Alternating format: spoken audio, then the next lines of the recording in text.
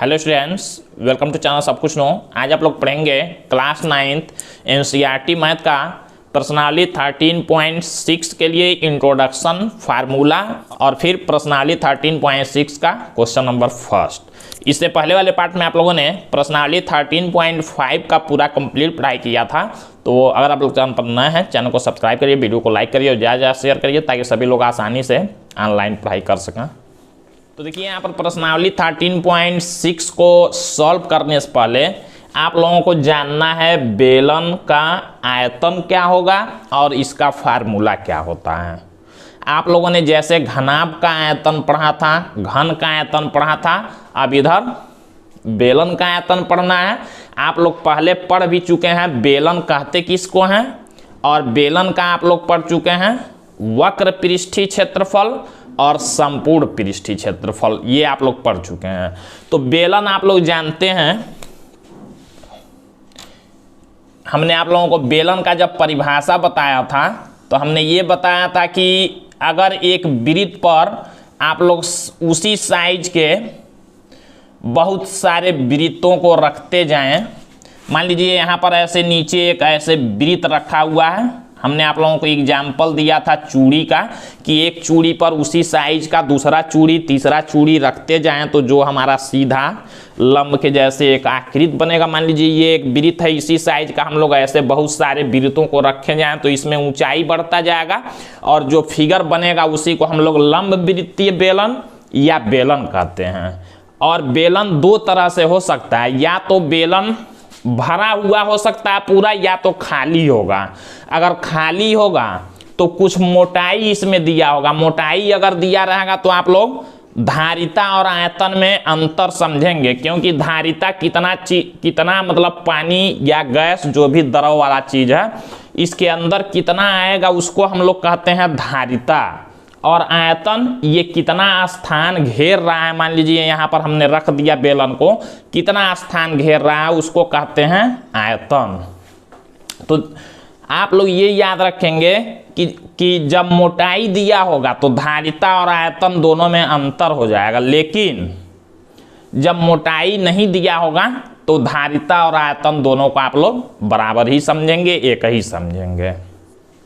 अब देखिए, जैसे मान लीजिए कहा जा रहा है कि इसके अंदर 5 लीटर पानी भरा हुआ है तो इसका आयतन बताइए।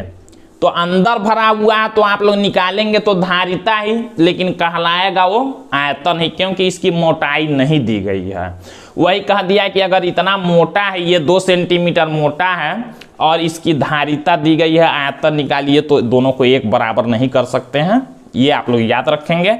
अब देखिए, आप लोगों ने ये पढ़ा था कि इसका संपूर्ण पृष्ठीय क्षेत्रफल क्या होता है और वक्र पृष्ठीय क्षेत्रफल क्या होता है। आप लोगों ने इसका जब वक्र पृष्ठीय क्षेत्रफल पढ़ा था तो आप लोगों ने पढ़ा था वक्र, ये मतलब ये घुमाव को कहते हैं हम लोग 2πr, और उसमें h का गुणा कर दिया गया था ऊंचाई का, तो ये हो गया था वक्र पृष्ठीय क्षेत्रफल था। ये फार्मूला था जिसमें r क्या थी, इस बेलन की त्रिज्या थी। यहाँ से मान लीजिए यहाँ तक ये त्रिज्या है इसका, और ये आप लोग ऊंचाई जानते हैं, ये ऊंचाई होता है यहाँ से यहाँ तक।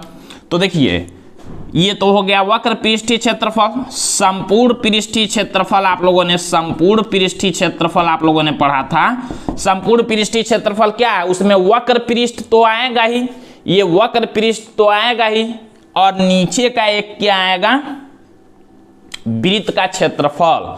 हमने क्या बताया था, संपूर्ण पृष्ठीय क्षेत्रफल क्या होता है, नीचे का एक वृत्त का क्षेत्रफल, ऊपर का एक वृत्त का क्षेत्रफल, और ये घुमाव वाला पूरा मिला के उसको हम लोग क्या कहते हैं, संपूर्ण पृष्ठीय क्षेत्रफल कहते हैं। तो देखिए ये वक्र पृष्ठ का, ये जो वक्र पृष्ठ है इसको हम लोग क्या लेते हैं, वक्र पृष्ठ का क्षेत्रफल 2πrh, और प्लस में नीचे का वृत्त है तो πr² आप लोग जानते हैं क्षेत्रफल होता है, और ऊपर का भी वृत्त है तो πr² ऊपर के लिए भी। अब सबको हम लोग हल करेंगे तो देखिए 2πrh, यहाँ πr² जोड़ेंगे तो 2πr² होगा, कॉमन जब आप लोग लेंगे तो 2πr, देखिए दोनों में कॉमन होगा 2 पाई आर कॉमन होगा, यहाँ बचेगा h और प्लस यहाँ से भी 2 पाई आर निकला तो बचा r। तो ये होता था 2 पाई आर h प्लस आर संपूर्ण पृष्ठीय क्षेत्रफल का फार्मूला। लेकिन अब आप लोगों को देखना है आयतन। आयतन मतलब ये कितना स्थान, अगर बेलन को हम लोग यहाँ खाली जगह में रख दें तो कितना स्थान ये घेरेगा। तो देखिए जब भी आयतन का बात होगा हम लोग क्या करेंगे, ये क्षेत्रफल नीचे वाला लेंगे, नीचे का क्षेत्रफल वृत्त का। जैसे मान लीजिए एक चूड़ी आप लोग ले लीजिए, वृत्त है, मान लीजिए ऐसे चूड़ी को यहाँ रख दिए तो कितना स्थान वो घेर रहा है, मतलब अपने चूड़ी अपने क्षेत्रफल के बराबर ही स्थान घेरेगा। क्षेत्रफल क्या होगा चूड़ी का, वृत्त है तो पाई आर स्क्वायर, और उसी के ऊपर एक और रखिए, उसी के ऊपर एक और रखते जाइए चूड़ी, तो बेलन बनता जाएगा। यानी कि ऊंचाई बस उसमें बढ़ रहा है तो ऊंचाई का गुणा कर दीजिए। यानी कि जो बेलन के आयतन का फार्मूला होगा हम लोग कहते हैं बेलन का आयतन बराबर आधार का क्षेत्रफल, क्योंकि आधार का क्षेत्रफल मतलब चूड़ी से आप लोग समझेंगे। आधार का क्षेत्रफल एक चूड़ी रख दिए, उसका क्षेत्रफल कितना जगह चूड़ी घेरा, तो आधार का क्षेत्रफल और गुणा में ऊंचाई। अब और चूड़ी जब रखते जाएंगे उसमें तो क्या होगा, ऊंचाई बढ़ता जाएगा। तो एक आधार का क्षेत्रफल में अगर ऊंचाई का गुणा कर दीजिए तो निकलता है क्या, आयतन। तो इसी बेलन का आयतन को आधार का क्षेत्रफल गुणा ऊंचाई भी कहते हैं, या इसी बेलन के आयतन को जब फार्मूला मैथ में कन्वर्ट करेंगे तो लिखेंगे बेलन का आयतन बराबर आधार का क्षेत्रफल आप लोग जानते हैं पाई आर स्क्वायर होगा, आधार वृत्त है तो पाई आर स्क्वायर, और इंटू h कर देंगे ऊंचाई के लिए h, तो फार्मूला हमारा बना पाई आर स्क्वायर h। तो या तो आधार का क्षेत्रफल गुणा में ऊंचाई, ये भी याद रखेंगे। कभी कभी मान लीजिए दे दिया आधार का क्षेत्रफल इतना दिया गया है और ऊंचाई इतना है, तो आयतन बताइए, या पाई आर स्क्वायर फार्मूला और h याद रखेंगे, पाई आर स्क्वायर h, दोनों फार्मूला सेम है, एक ही चीज है। तो ये आप लोग याद रखेंगे। आयतन का देखिए हमने फार्मूला बताया था ऐसे लिखने के लिए, या तो cm का क्यूब, अगर मीटर दिया होगा तो मीटर का क्यूब, मतलब क्यूब में लिखते हैं। इसी को हिंदी में लिखना हो तो घन सेमी, इस तीन को कहते हैं घन, घन सेमी आंसर लिखेंगे। ये मीटर का क्यूब को लिख सकते हैं, हिंदी में लिखना हो तो घन मीटर, बात दोनों एक ही हुआ। तो इतना आप लोग याद रखेंगे, और ये चीज आप लोग पहले पढ़ चुके हैं इसी में एक्सरसाइज में और पहले, तो इसको आप लोगों को नहीं ध्यान देना। अभी आयतन आप लोग पढ़ रहे हैं, आयतन को देखेंगे बेलन का होता है पाई आर स्क्वायर h, और इसमें देखिए थोड़ा सा अंतर है। अब हम लोग प्रश्नावली का क्वेश्चन नंबर फर्स्ट देखते हैं। तो देखिए यहाँ पर प्रश्नावली 13.6 का क्वेश्चन नंबर फर्स्ट दिया गया। एक बेलनाकार बर्तन के आधार की परिधि 132 cm और उसकी ऊंचाई 25 cm है। इस बर्तन में कितने लीटर पानी आ सकता है, जबकि दिया गया है 1000 cm का क्यूब बराबर 1 लीटर। इसको आप लोग याद रखेंगे, 1000 cm का क्यूब बराबर होता है 1 लीटर। ये आप लोगों को याद रखना है। यही मीटर में याद रखेंगे तो 1 मीटर का क्यूब, याद रखिएगा 1 मीटर का क्यूब रहेगा तो 1000 लीटर होता है उसके बराबर, दोनों आप लोग याद रखेंगे। तो यहाँ देखिए क्वेश्चन से समझते हैं हम लोग। दिया गया एक बेलनाकार बर्तन के आधार की परिधि 132 cm। परिधि किसको कहते हैं आप लोग जानते हैं, कोई जब वृत्त अगर दिया गया हो, अगर वृत्त है तो वृत्त की ये जो लंबाई होती है पूरा, यही परिधि होती है। परिधि का मतलब कहते हैं हम लोग 2 पाई आर।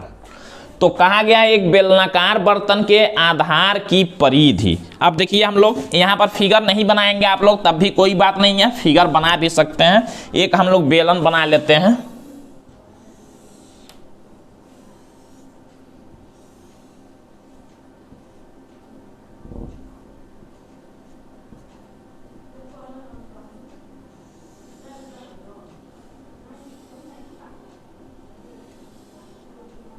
तो देखिए एक बेलन हम लोगों ने बनाया, तो यही कहा गया इसके आधार की परिधि दे दिया गया। जो आधार पर एक वृत्त होगा, बेलन में क्या होगा, एक नीचे वृत्त एक ऊपर वृत्त, और ये यही वृत्त ही है, पूरा ऊंचाई है वृत्त ऐसे रखते गए हैं। तो आधार की परिधि दिया गया है 132 cm, और उसकी ऊंचाई, इसकी ऊंचाई h बराबर दे दिया गया है कितना, 25 cm। ध्यान दीजिएगा, पूछा क्या है कि इस बर्तन में कितने लीटर पानी आ सकता है, यानी कि हम लोग बर्तन का क्या निकालना, आयतन निकालना। आयतन जितना होगा उतना ही तो इसके अंदर पानी आएगा। जब मोटाई नहीं दिया गया, हमने कहा था मोटाई नहीं देगा तो आप लोग क्या समझेंगे, जितना इसका आयतन होगा उतना ही पानी इसमें रखा जाएगा। तो देखिए दिया गया कि इसमें कितने लीटर पानी आ सकता है, मतलब पानी का हमको आयतन बताना है।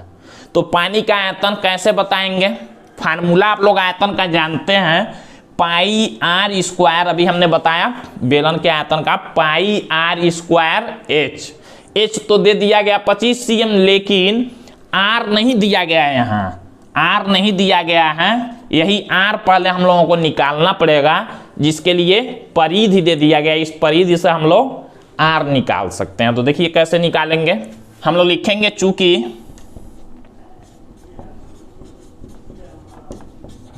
बेलनाकार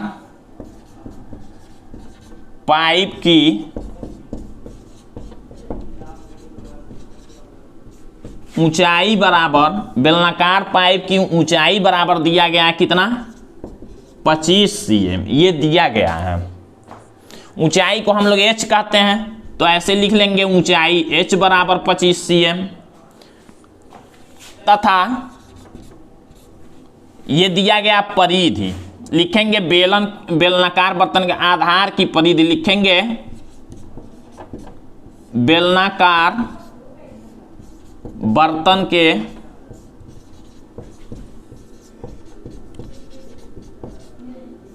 आधार की परिधि बराबर, परिधि देखिए दे दिया गया है उसका 132 cm।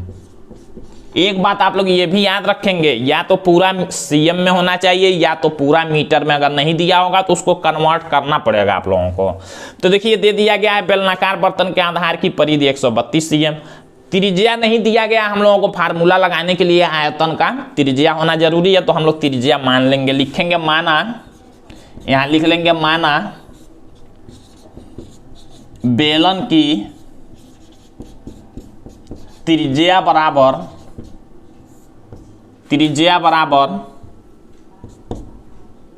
बेलन की त्रिज्या बराबर आर सीएम। हम लोगों ने मान लिया आर सीएम, जब सब सीएम में दिया गया तो इसको भी सीएम में हमने माना। अब देखिए हम लोग लिखेंगे अतः, अब देखिए हम लोग क्या करेंगे, इस परिधि से हम लोग आर निकालेंगे। परिधि दिया गया 132 cm, हम लोग लिखेंगे चूंकि बेलन के, बेलनाकार बर्तन या बेलन के आधार की परिधि बराबर दिया गया है 132 cm।